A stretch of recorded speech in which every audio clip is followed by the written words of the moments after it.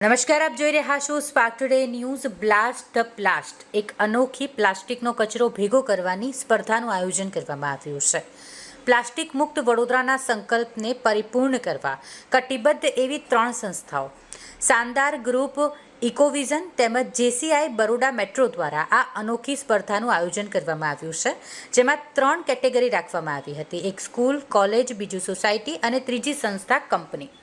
આ સ્પર્ધામાં અલગ અલગ કેટેગરીમાં લગભગ 40 જેટલા નામની નોંધણી થઈ અને સૌએ ઉમળકાભેર ભાગ લીધો. આ સ્પર્ધાના માધ્યમથી માત્ર એક જ અઠવાડિયામાં લગભગ 650 કિલોથી પણ વધુ પ્લાસ્ટિક વેસ્ટનું કલેક્શન કરવામાં આવ્યું, જે આ સ્પર્ધાની સૌથી મોટી સફળતા છે.